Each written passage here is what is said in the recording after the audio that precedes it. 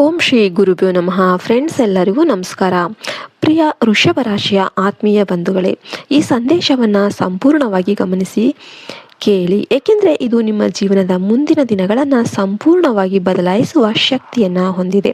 ಕಳೆದ ಕೆಲವು ವರ್ಷಗಳಿಂದ ನೀವು ಅನುಭವಿಸಿದ ಆರ್ಥಿಕ ಒತ್ತಡಗಳು, ಸಂಬಂಧಗಳಲ್ಲಿನ ಅಸಮಾಧಾನಗಳು ಮತ್ತು ಮನಸ್ಸಿನ ಭಾರ ಎಲ್ಲವೂ ಈಗ ಅಂತ್ಯದ ಹಂತಕ್ಕೆ ಬರ್ತಾ ಇದೆ. 2026ರ ಆರಂಭದೊಂದಿಗೆ ನಿಮ್ಮ ರಾಶಿಯ ಮೇಲೆ ಗುರು ಮತ್ತು ಶುಕ್ರರ ವಿಶೇಷ ಅನುಗ್ರಹ ಬೀಳ್ತಾ ಇದೆ. ಇದರಿಂದ ನಿಮ್ಮ ಜೀವನದಲ್ಲಿ ಸ್ಥಿರತೆ, ನೆಮ್ಮದಿ ಮತ್ತು ಹಣಕಾಸಿನ ಬೆಳವಣಿಗೆ ಕಾಣಿಸಿಕೊಳ್ಳುತ್ತೆ. ವೃಷಭ ರಾಶಿಯವರು ಸಹಜವಾಗಿ ದೃಢ ಮನಸ್ಸಿನವರು. ಒಮ್ಮೆ ಯಾರ ಮೇಲೆ ನಂಬಿಕೆ ಇಟ್ಟರೆ ಕೊನೆಯವರೆಗೂ ನಿಲ್ಲುವವರು.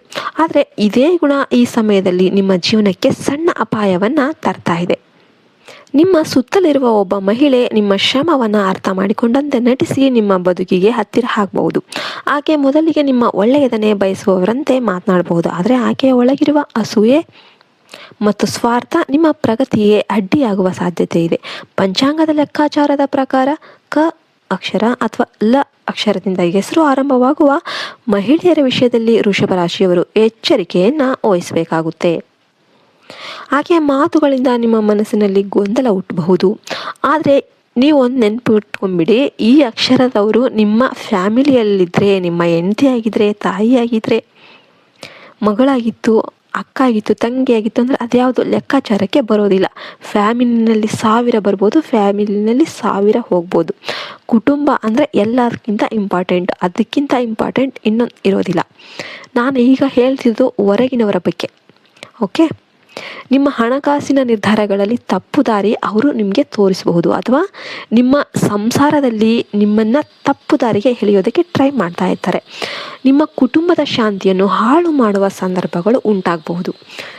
ಈ ಸಮಯದಲ್ಲಿ ನೀವು ಯಾರ ಮಾತಿಗೂ ತಕ್ಷಣ ಒಪ್ಪದೆ ಸ್ವಂತ ವಿವೇಕ, ನಿಮಗೇನು ಬುದ್ಧಿ ಇದೆಯಲ್ಲ ಅದರಿಂದ ನೀವು ನಿರ್ಧಾರ ತೆಗೆದುಕೊಳ್ಬೇಕು.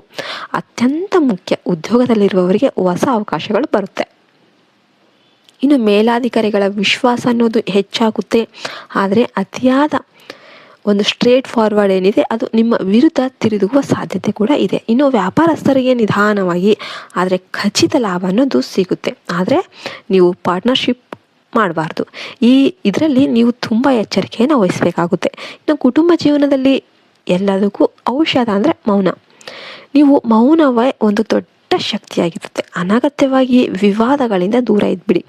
ಪ್ರತಿದಿನ ಶುಕ್ರವಾರ, ಪ್ರತಿ ಶುಕ್ರವಾರ, ಮಂಗಳವಾರ ಮಹಾಲಕ್ಷ್ಮಿ ಪೂಜೆ ಅಥವಾ ದುರ್ಗಾ ಸ್ತೋತ್ರ ಪಠನೆ ಮಾಡೋದ್ರಿಂದ ನಕಾರಾತ್ಮಕ ಶಕ್ತಿಗಳು ದೂರ ಆಗುತ್ತೆ.